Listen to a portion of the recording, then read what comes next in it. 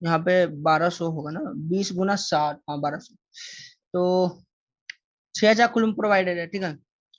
तो मतलब इतना चार्ज आया, तो अब हम इसे पता करते हैं कि कितना इलेक्ट्रॉन दिया गया, ठीक है, मतलब कितना इलेक्ट्रॉन्स दिया गया, हमें उससे मतलब है। तो 1 फेराड में करीब करीब 96500, मतलब छोड़िए, 1 मोल इलेक्ट्रॉन का चार्ज 96500 कुलम है, ठीक है। तो 6000 कुलम कितने मोल्स ऑफ इलेक्ट्रॉन का चार्ज है? तो number of moles of electron will be 6000 coulomb by 9650, ठीक है, लॉजिक समझ में आ रहा है। 1 मोल का 96500 कुलम चार्ज है, तो कितने मोल का चार्ज 6000 कुलम्स होगा। तो इसको सिंपली कैलकुलेट करते हैं। देखिए फिर से हम कर दे रहे हैं, यहाँ पे हम 96500 हर जगह अप्रोक्सीमेटेड वैल्यू ले रहे हैं, ठीक है, और एनसीईआरटी में भी हर जगह उन्होंने इसी तरह से किया है, ठीक है। तो आमतौर पे आंसर भी इसी पे बेस्ड होना चाहिए, नहीं तो 1 फेरेड का वैल्यू वो खुद दे देंगे, नहीं तो फिर आपको एग्जैक्ट वैल्यू लेना चाहिए, ठीक है। या फिर अगर एनसीईआरटी 96500 लेने को कहा है, तो फिर 9650 पे यूज करने पे कोई हर्जाना होना तो नहीं चाहिए, हमें जहां तक लगता है। तो 0.0621 मोल्स आ रहा है, ठीक है, 0.622 मोल्स आ रहा है। अब क्या है कि इतने मोल्स इलेक्ट्रॉन्स हमें प्रोवाइडेड थे, ठीक है। अब Na+2 Ni में बदला है, ठीक है। तो हर एक मोल Na+2 का जो Ni में बदल रहा है उसको 2 इलेक्ट्रॉन चाहिए, है ना। तो मतलब each one mole needs 2 electrons, ठीक है। तो अब हमने 0.60622 मोल्स यूज किया है, 0.0 छोड़िए, 2 मोल इलेक्ट्रॉन 1 मोल Na+2 को कर रहा है रेड्यूस, ठीक है। तो 0.0622 कितने मोल्स को करेगा, 0.0622 बाई 2 मोल्स को करेगा, है ना, ठीक है। यूनिटरी मेथड करें, इसमें कुछ खास है नहीं, ठीक है। Is equal to 0.0311 moles of Na+2 are reduce to Ni, ठीक है। अब मास निकालना है, तो बस क्या, निकल का मास कितना वो पता करते पड़ेगा।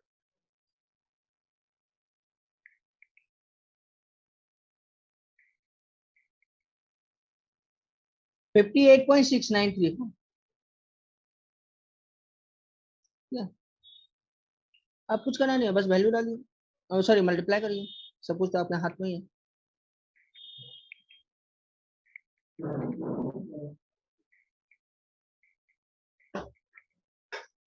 तो वैल्यू आ गया आपका 1.82536474, इतना ग्राम निकल हमें प्राप्त हुआ, ठीक है। तो फिर हमें इतना ग्राम क्या कहते हैं, ये निकल प्राप्त हो गया, ठीक है, सिंपल था, ठीक है। अब मतलब कुछ खास टफ नहीं था, हमको लगता है सिंपली ही हो गया होगा, ठीक है। सबसे पहले हमने क्या किया, चार्ज निकाला, कितने इलेक्ट्रॉन्स के मोल थे उससे निकाले, उतना उससे फिर निकल से कितने मोल्स हुए वो सब निकाले, और फिर वेट निकाल दिया, ठीक है। अब चलते हैं अपने 2.16 पे, है ना, हमको लगता है सब कुछ इजीली सब कुछ समझ में आ गया होगा आप लोग। Three electrolyte cells ABC containing solution of ZnSO4, AgNO3, CuSO4 respectively are connected in series. Has to be current of has passed through them until 1.45. अच्छा ठीक है, तो देखिए Zn क्या होगा यहाँ पे, Zn+2 Zn में हो जाएगा, Ag प्लस Ag में हो जाएगा। अरे हमको तो लगता है यहाँ पे कुछ करने की जरूरत नहीं है, ये तो आसानी से हो जाएगा, Cu+2 Cu में, ठीक है। ये फेराडेज का एक लॉ से होगा, वो हमको मतलब वो कौन सा लॉ है वो हमें याद नहीं है, पर ये वो लॉ कहता है कि नंबर ऑफ इलेक्ट्रॉन्स रिलीज जितना होगा उसके प्रोपोर्शनैलिटी में मास उसका होगा, ठीक है। तो जैसे फॉर एग्जांपल जो मास डिपॉजिटेड हुआ होगा, सॉरी जो जो नंबर ऑफ सॉरी जो मोल्स डिपॉजिटेड हुआ होगा वो इलेक्ट्रॉन्स के मतलब उससे का होगा, जैसे हम कैसे बताएं सिंपल फॉर्म में, रुकिए हम दूसरा तरीका से आप लोगों को समझाने का प्रयास करते हैं, ठीक है। तो for example 1.45 gram of silver deposit है, ठीक है। तो सबसे पहले इसे इसका मोल निकालते, कितना सिल्वर डिपॉजिट होगा, कितना मोल्स ऑफ सिल्वर डिपॉजिट होगा, वाह हमको पता, बिना बोली आगे। 107.8682 इसका 8682 इसका मोलर वेट है, ठीक है। सबसे पहले number of moles,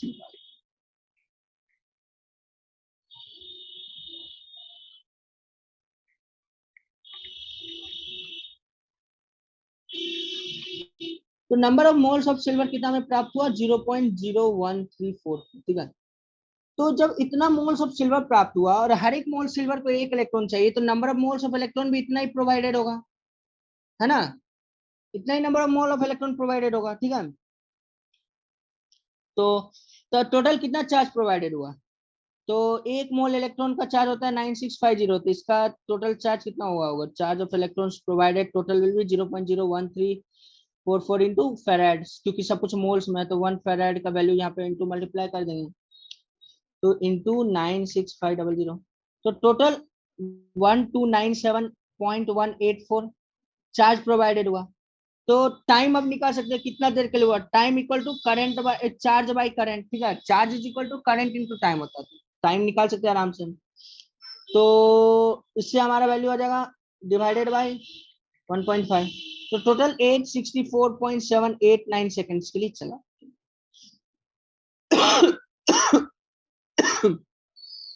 logic easy है, ठीक है, लॉजिक इसमें कुछ टफ नहीं है, मतलब यहाँ से आने वाले सारे क्वेश्चन कुछ इसी तरह से इजी से हैं, ठीक है।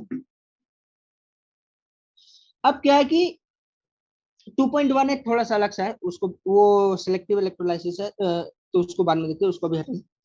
तो अब क्या है कि चार्ज ऑफ इलेक्ट्रॉन प्राप्त है, टाइम पता है, अब हमें पता है कि number of moles of electron इतना हुआ, ठीक है।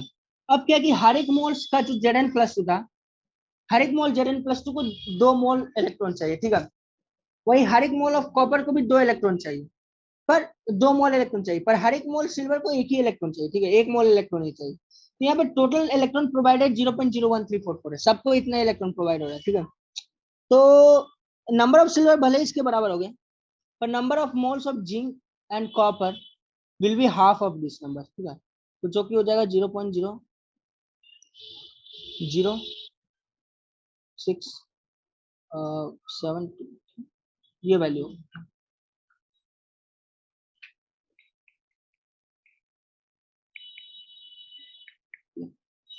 तो इतना होगा, ठीक है। तो अब क्या है कि हमको चाहिए कि number of moles of zinc, अब इससे क्या, आप तो बस मास निकालना है, तो मास तो सिंपली बस मल्टीप्लाई करके कैलकुलेट कर सकते हैं, ठीक। तो अब इसको हटाते हैं, 2.15 भी इजीली हो गया। हमको लगता है सब कुछ आसान सा ही था, मतलब हमको नहीं लगता उतना टफ था। फैराडेज का लॉ जो होता है वो बहुत इजी है, ठीक है, फैराडेज का जो लॉ यूज करके जो सब कुछ हम लोग निकालते हैं वो बहुत इजी है, ठीक है, मतलब उससे क्या टफ सवाल आएगा, हमको तो नहीं याद है कोई टफ मॉडल, सब तो इजी रहता है, ठीक है। 2.17 correct, using the standard electrode potential given in it ना, पता करो कि रिएक्शन फीजिबल है कि नहीं, तो ये बस मतलब क्या कर रहा है ना वो हम आपको बताते हैं, इनको लिख लेते हैं n माइनस सेकेंड वाला है Eg प्लस सी। देखिए इसके लिए तो हम लोग को टेबल यूज करना होगा, ठीक है, Eg प्लस सी, तीसरा वाला है Fe प्लस टी से Br माइनस, चौथा वाला है Ag से Fe3 प्लस, और पांचवा है Br2 से Fe प्लस। तो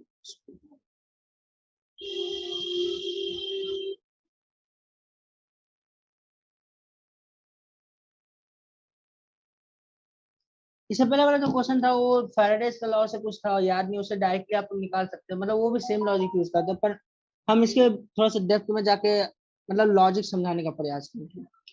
तो अब चलते हैं 2.17 पे। अब पता करना है कि स्टैंडर्ड इलेक्ट्रोड पोटेंशियल के द्वारा कि ये फिजिबल है कि नहीं, तो सही चलता है, देखना। देखिए Fe+3 जो है वो डायरेक्टली Fe में तो रेडियस होने से Fe+3 पहले Fe+2 में ही बदलेगा, Fe में नहीं बदलता डायरेक्टली। तो Fe+3 से Fe+2 का जाने का जो E0 है वो है 0.7, ठीक है, और I माइनस क्या होगा, वो I2 में ही बदलेगा, तो I माइनस से I2 में जाने का -0.5। तो ये वाला जो रिएक्शन है, ठीक है, इसका अगर Fe+3 से ये Fe+2 में बदलेगा और I माइनस से I2 में बदलेगा, तो ओवरऑल इसका जो E0 होगा वो सम पॉजिटिव वैल्यू होगा, 743,752.23 होगा, ठीक है। और अगर E0 सेल ओवरऑल पॉजिटिव है तो रिएक्शन फिजिबल है। कैसे रिएक्शन फिजिबल है, क्योंकि डेल्टा जी निगेटिव हो जाएगा, डेल्टा जी का फॉर्मूला क्या है, -NFe, ठीक है। अगर E पॉजिटिव होगा तो ओवरऑल डेल्टा जी निगेटिव होगा, तभी ना रिएक्शन फिजिबल होता है जब डेल्टा जी निगेटिव होता है। तो इसलिए अगर E पॉजिटिव है, ओवरऑल E पॉजिटिव है तो रिएक्शन फिजिबल है, इसलिए यहाँ पे ओवरऑल हमें जो सेल का पोटेंशियल प्राप्त हो रहा है वो पॉजिटिव है, इसलिए पहला ये वाला रिएक्शन फिजिबल है, ठीक है। उसी तरह से सेकंड वाला जो रिएक्शन है Ag प्लस कॉमा सी, वो तो आप देखने के साथ आंसर कर सकते हैं, लेकिन फिर भी ई नॉट से कंपेयर करके देखते हैं, ठीक है। तो यहाँ पे क्या क्या होगा, Ag प्लस से Ag में जाएगा और Cu से Cu प्लस 2 में जाएगा, है ना। तो Ag प्लस से Ag में जाने का है 0.80, ठीक है। Cu से Cu प्लस 2 में जाने का है -0.34, ठीक है। तो बस अब क्या है, 0.80 माइनस 0.34 कितना हो गया, 0.46, पॉजिटिव वैल्यू, तो सेकंड वाला भी फिजिबल है। उसी थर्ड वाला क्या है, Fe+3 से Fe+2 सेम पहला वाला जैसा, और Br माइनस से Br2, ठीक है। तो Fe+3 से Fe+2 में जाने का क्या है 0.77, और वही Br माइनस से Br2 में जाने का +1, सॉरी -1.09, तो क्या हो गया 0.77 माइनस 1.09, क्या निगेटिव वैल्यू, तो थर्ड वाला रिएक्शन नॉट फिजिबल, ठीक है। उसी तरह से फोर्थ वाला Ag, Fe+, ठीक है। तो Ag से Ag प्लस जाने का क्या है 0.80, सॉरी कुछ गड़बड़ तो नहीं, हाँ Ag से Ag प्लस जाने का क्या है -0.80, ठीक है। अब आप कहिए कि यहाँ पे आयरन ऑक्सीडाइज भी तो हो सकता है, या सिल्वर ऑक्सीडाइज भी तो हो सकता है, तो रेड्यूस होने, सॉरी सिल्वर रेड्यूस भी तो हो सकता है, सिल्वर नहीं नहीं कुछ नहीं कर, चलिए ठीक है पढ़े। हाँ तो Ag अब Ag प्लस में बदलेगा, उसका और कोई उपाय है नहीं, तो -0.80, Fe+3 से Fe+, यहाँ पे Fe+3 से Fe+2, हाँ तो यहाँ पे क्या पॉसिबिलिटी हो सकता है कि Ag प्लस में जाएगा और Fe+3 Fe+2 में जाएगा, पर Ag से Ag प्लस जाने का -0.080, -0.80, और Fe+3 से Fe+2 जाने का 0.77, तो ओवरऑल जो नेट ई नॉट हो रहा है वो -0.03 है, ठीक है। तो ये रिएक्शन नॉट फिजिबल, ठीक है। ई नॉट निगेटिव हो गया ना, भले कितना भी छोटा वैल्यू हो, निगेटिव हो गया तो बस नॉट फिजिबल, खत्म काम। उसी तरह से Br2 को Br- में बदल लेगा, ठीक है, और Fe+2 को Fe+3, अब बताइए फिजिबल है कि नहीं, ऑब्वियसली फिजिबल होगा। Br2 से Br माइनस का 1.09, Fe+2 से Fe+3 का -0.77, ई नॉट ओवरऑल निगेटिव, इसलिए फिफ्थ वाला फिजिबल, ठीक है। ऐसा आप लोग को सब कुछ समझ में आया होगा, मतलब क्या है कि ई नॉट का नेट सम जो होना चाहिए पॉजिटिव होना चाहिए, तो फिजिबल है, नहीं तो नॉट फिजिबल, ठीक है। इतना सही लॉजिक, क्योंकि उन्होंने पूछा ही स्टैंडर्ड पोटेंशियल के अनुसार कि तुम स्टैंडर्ड पोटेंशियल के अनुसार दो आंसर।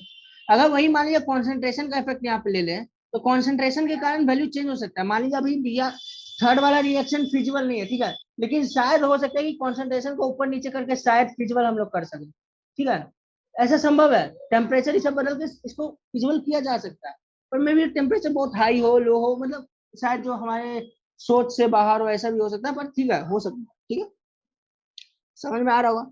मतलब ये नहीं कि स्टैंडर्ड पोटेंशियल के अनुसार जो ये नॉट फिजिबल हो गया तो हो सकता है हमेशा नॉट फिजिबल ही हो, ऐसा कोई जरूरी नहीं है, ठीक है। तो हम लोगों ने इस क्वेश्चन को भी कर लिया। अब लास्ट वाला चलते 2.1 है, जो हमको सबसे ज्यादा हार्ड लगता है, ठीक है, बेकार भी लगता है, ऐसे बेकार नहीं है, मतलब वो लॉजिकली आंसर आ सकते हैं।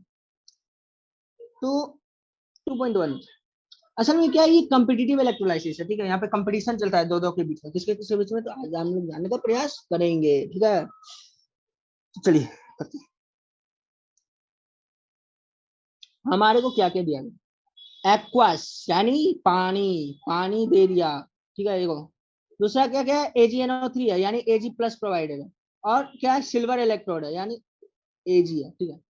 तो H2 क्या हो सकता है, रेड्यूस ऑक्सीडाइज दोनों हो सकता है। Ag प्लस यहाँ पे क्या होगा, रेड्यूस होगा, ठीक है। Ag क्या होगा, ऑक्सीडाइज। तो हमको लगता है शायद कभी पढ़ाए हैं क्या? पता नहीं क्यों लग रहा है हम कहीं आप लोग को फिर से एक बार पहले इसको पढ़ा चुके हैं कहीं पे। ठीक है चलिए जाने जाने। तो अब करना क्या है, कुछ नहीं करना है। क्या करना है कि H2 का रिडक्शन और ऑक्सीडेशन दोनों वाला लिखना है, ठीक है, वो दोनों का ई नॉट लिखेंगे, ठीक है। देखिए यहाँ पे कंपिटिटिव ऑक्सीडेशन और रिडक्शन होगा, ठीक है। तो कंपटीशन किसके किसके बीच में होगा, ऑक्सीडेशन रिडक्शन के बाद। तो यहाँ पे ऑक्सीडेशन के लिए कंपटीशन किसका किसका होगा, H2O का और Ag का, ठीक है। और रिडक्शन का कंपटीशन किसका किसका होगा, Ag प्लस का और H2O का, ठीक है। तो अब क्या मेन है ना, यहाँ पे लॉजिक आपको इस चीज का ध्यान रखना है कि किसका ई नॉट मिलाने पे मैक्सिमम ई आ रहा हो, ठीक है। किसका ई नॉट को कंबाइन करने पे, मतलब किसका रिडक्शन पोटेंशियल, दो ऑप्शन है ना रिडक्शन के, तो किसका रिडक्शन पोटेंशियल और किसका ऑक्सीडेशन पोटेंशियल, दोनों को मिला के हमको मैक्सिमम कॉम्बिनेशन आ रहा है, मैक्सिमम ई का वैल्यू आ रहा हो। जिस कॉम्बिनेशन से भी हमको मैक्सिमम ई का वैल्यू आएगा, वही वही पाथ मेरे लिए फिजिबल होगा, वही रिएक्शन होगा, ठीक है। तो चलिए देखते हैं, ठीक है। H2 का ऑक्सीडेशन वाला जो पोटेंशियल है क्या है वो देखते हैं, ठीक है। कहाँ गया भाई टेबल? अरे किसी तरह ऑप्शन होता है, टेबल उठा के यहाँ रख देने का, ठहरा हो तो कोई बात नहीं, ठीक बता दो। तो Ag प्लस का रिडक्शन पोटेंशियल है 0.77, तो ऑक्सीडेशन पोटेंशियल भी -0.77 होगा, ठीक है। पानी का ऑक्सीडेशन पोटेंशियल क्या है? सॉरी, ऑक्सीडेशन पोटेंशियल नहीं, सॉरी सॉरी सॉरी, गलत लफ्ज निकल गया। ऑक्सीडेशन पोटेंशियल नहीं होता है, रिडक्शन पोटेंशियल ही हम लोग यहाँ पे दे रहे हैं हर बार, ठीक है। मतलब ऑक्सीडेशन होने पे क्या पोटेंशियल आ रहा है, ऑक्सीडेशन होने पे क्या रिडक्शन पोटेंशियल आ रहा है, ठीक है। Oxidation potential, reduction potential, they both are different things, ठीक है, इस बात को ध्यान रखिएगा। Oxidation potential is minus of reduction potential, ठीक है। तो H2O का ऑक्सीडेशन का क्या रिडक्शन पोटेंशियल होगा, तो कहाँ गए भाई? हाँ, तो H2O का ऑक्सीडेशन वाला पोटेंशियल होगा, यहाँ पे ऑक्सीडेशन हो रहा है कि रिडक्शन हो रहा है? ऑक्सीडेशन हो रहा है, तो ऑक्सीडेशन का पोटेंशियल होगा, ऑक्सीडेशन का पोटेंशियल यहाँ पे होगा -1.23, ठीक है। और रिडक्शन का पोटेंशियल होगा, कुछ पॉजिटिव वैल्यू होना चाहिए मोस्टली, -0.83, ठीक है। तो चलिए, अब कौन सा फिजिबल होना चाहिए? तो Ag प्लस Ag क्या है? रिडक्शन है। तो हमें क्या करना है ना कि दोनों ई नॉट का सम करना है, ठीक है। तो देखिएगा कि Ag प्लस और Ag, इसमें ऑक्सीडेशन में किस किस के बीच में कंपटीशन होगा? इसमें और इसमें कंपटीशन होगा, ठीक है। तो H2O का ऑक्सीडेशन का जो रिडक्शन पोटेंशियल है वो -1.23, और Ag का जो ऑक्सीडेशन का रिडक्शन पोटेंशियल है वो -0.77 है, ठीक है। वही H2O का जो रिडक्शन का पोटेंशियल है वो -0.83 है, और Ag प्लस का जो रिडक्शन का पोटेंशियल है 0.77 है। तो हमारे पास इन दोनों को कंपेयर करना है और इन दोनों को कंपेयर करना है, ठीक है। और इन दोनों को कंपेयर करके मैक्सिमम ई नॉट का वैल्यू लेना है। तो इसमें जो मैक्सिमम कॉम्बिनेशन जो हो रहा है वो ई नॉट इक्वल टू जीरो ही जो आ रहा है, मैक्सिमम वैल्यू जो ई सेल का आ रहा है वो जीरो आ रहा है, ठीक है। कैसे? Ag प्लस और Ag का मतलब Ag प्लस ही ऑक्सीडाइज हो रहा है, Ag प्लस रिड्यूस हो रहा है और Ag ऑक्सीडाइज हो रहा है। इससे हमें मैक्सिमम ई सेल आ रहा है, बाकी सबसे कुछ ना कुछ निगेटिव वैल्यू आ रहा है, ठीक है। अब ऐसा नहीं कि दो ऑक्सीडेशन वाला ही को जोड़ दिए या दो रिडक्शन वाला का ई को जोड़ दिए, ऐसा नहीं करना है। एक रिडक्शन का इनो एक रिडक्शन का पोटेंशियल लेना है और एक ऑक्सीडेशन का रिडक्शन पोटेंशियल लेना है, इन दोनों को कंबाइन करके हमको बताना है, ठीक है। जैसे हम नीटली एक बार लिख के बताते हैं, ठीक है, ताकि आपको समझ में आए। एक जगह H2O रेड्यूस हो रहा है, ठीक है, यहाँ पे रेड्यूस हो रहा है, फिर इसका पोटेंशियल आ रहा है हमें, या फिर रुकिए एक टेबल ही बना दे इस तरह से, रिडक्शन वाला एरिया, ठीक है। रिडक्शन में H2O का जो आ रहा है वो आ रहा है -0.123, ठीक है। और Ag का जो आ रहा है, Ag प्लस का वो आ रहा है 0.77, ठीक है। ऑक्सीडेशन वाला जो है उसमें H2O का आ रहा है -0.83, ठीक है। और Ag का आ रहा है -0.77। तो हमको एक ऑक्सीडेशन वाले का पोटेंशियल लेना है, एक रिडक्शन वाले का पोटेंशियल लेना है, और इन दोनों को कंबाइन करके हमको चेक करना है कि किसमें से मैक्सिमम ई नॉट आ रहा है। तो वो Ag प्लस और Ag वाले से आ रहा है, तो यहाँ पे सिर्फ यहाँ पे Ag प्लस ही रेड्यूस होगा और Ag ही ऑक्सीडाइज होगा, पानी कुछ नहीं होगा पानी के साथ, ठीक है। आई थिंक आपको लॉजिक समझ में आ रहा होगा। मैक्सिमम कॉम्बिनेशन चेक करना है, कॉम्बिनेशन चेक करना है जिससे हमें मैक्सिमम ई नॉट आए, और फिर हमें बता देना है क्या हो रहा है, ठीक है। यहाँ पे Ag प्लस रेड्यूस होगा, Ag ही ऑक्सीडाइज होगा। आई होप समझ में आया होगा आपको। उसी तरह से चलते हैं दूसरे क्वेश्चन की ओर। मैंने को सोल्यूशन प्लैटिनम चलिए, ठीक है। देखिए प्लैटिनम का यहाँ पे कोई इन्वॉल्वमेंट नहीं है, ठीक है। प्लैटिनम का यहाँ पे इन्वॉल्वमेंट कुछ नहीं है, ठीक है। यहाँ पे Ag प्लस है हमारे पास, H2O है और H2 है, बस H2 है, ठीक है। तो अब क्या है कि तो यहाँ पे अब रिडक्शन के लिए कौन कौन है? Ag प्लस है और H2 है। तो Ag प्लस का रिडक्शन का पोटेंशियल कितना? 0.77। H2O का -1.23, जिसको भूल ही जाइए लगभग समझ में। -1.23 नहीं, आई थिंक शायद कुछ हम गलत बोल दिए।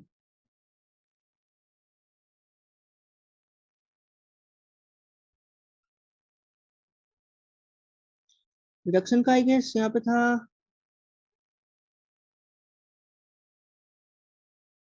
सॉरी, आई एम सॉरी, क्षमा करिए। रिडक्शन का -0.83, ठीक है। उसी तरह से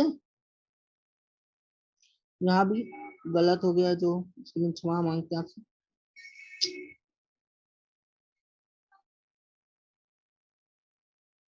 ऑक्सीडेशन का होगा -1.23 और रिडक्शन का होगा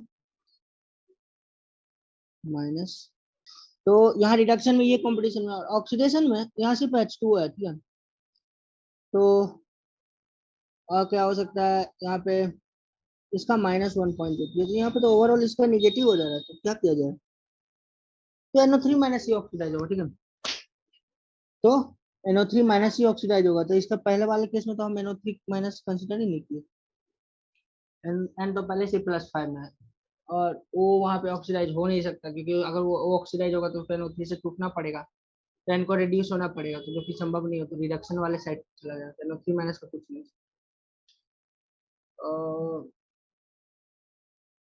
और क्या, अच्छा ठीक है, हम समझ गए लॉजिक।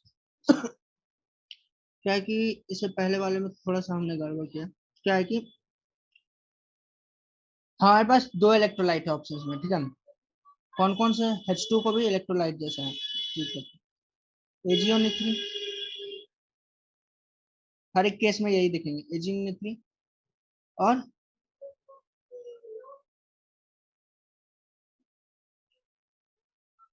H+ और H2O, ठीक है।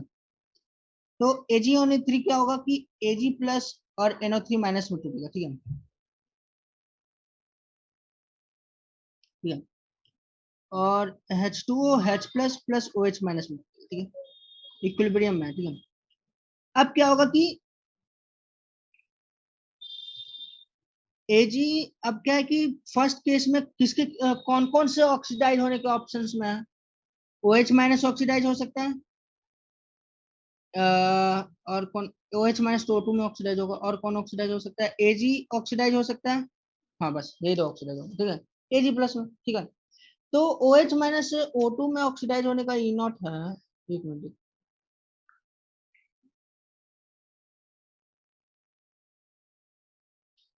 -0.4, OH माइनस से O2 में जाने का -0.40,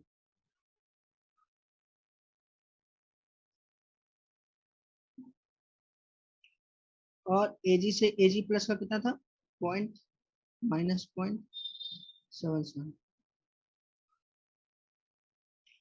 और ये था किसका, ऑक्सीडेशन का, और रिडक्शन का Ag+ से Ag और H+ से H2, तो H+ से H2 का तो सिंपली यहाँ तो 0 हो जाएगा, Ag+ Ag का 0.7,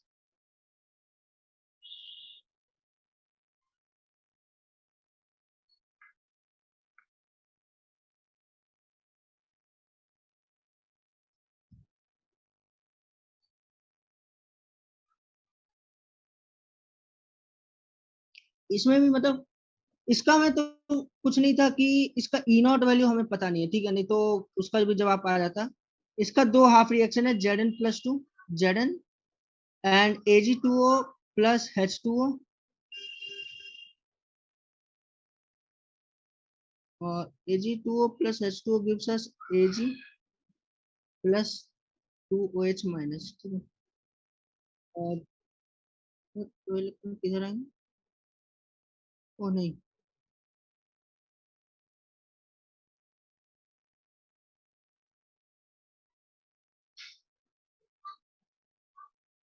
ठीक है, ये तो हाफ रिएक्शन है, ठीक है।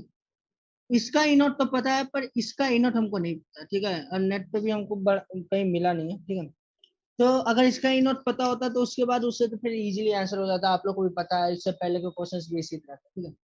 तो मतलब लॉजिक इतना ही सिंपल ही है, बस ई नॉट का वैल्यू पता नहीं, तो उसके कारण आंसर नहीं हो रहा है, तो ठीक है। तो अगर नेट पे कहीं मिलता है तो आप लोग देख सकते हैं, नहीं तो फिर हमको तो कहीं नेट पे नहीं मिला, ठीक है। तो फिर सिंपली इस तरह से आंसर आ जाएगा। देखिए इस तरह का क्वेश्चन अगर आएगा भी ना एडवांस में, तो आपको बता देगा कि पोटेंशियल कितना है, पोटेंशियल वो दे देता है, वो रटने का आपको जरूरत नहीं पड़ेगा, ठीक है। इलेक्ट्रोकेमिस्ट्री जैसे कि हम लोग को आईटी दिल्ली में CMP करके एक होता है प्रैक्टिकल वाला, ठीक है। तो प्रैक्टिकल में हम लोग को उसमें जो सेकंड थर्ड एक्सपेरिमेंट होता है उसमें इलेक्ट्रोड पोटेंशियल ये सब का बहुत रोल होता है, मतलब इलेक्ट्रोकेमिस्ट्री का ही खेल रहता है उसमें पूरा। तो अच्छा होगा, थोड़ा सा याद रखिएगा ताकि वहां पे भी जाए तो थोड़ा सा अच्छा लगे, क्योंकि क्या है ना कि जे एडवांस की तैयारी में हम लोग खाली रटते रहते हैं, बैठे बैठे करते हैं, कभी मतलब बहुत कम ही लोग का सौभाग्य होता है जो एक्सपेरिमेंटल रूप से भी सब कुछ देख रहे हैं। तो अच्छा लगता है जब वहां पे जाते हैं, हम लोगों ने एक वक्त पढ़ा था तो उसका ये अप्लाई कर रहे हैं, तो बड़ा अच्छा लग रहा है। एक्सपेरिमेंट करते हो वहाँ पे सारा प्रोसीजर वसीजर, तो बड़ा मजा आता है। तो थोड़ा सा याद रखिएगा, बड़ा अच्छा लगेगा, ठीक है। हमसे बस एक ही त्रुटि रह गई है कि 2.18 का क्वेश्चन का कॉन्सेप्ट हमको खुद क्लियर नहीं है अभी, ठीक है।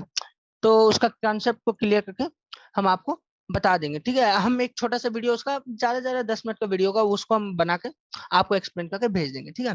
तो आज के लिए इतना ही काफी है, ठीक है। तो आज क्लास को यही समाप्त करते हैं, ठीक है। बहुत बहुत धन्यवाद।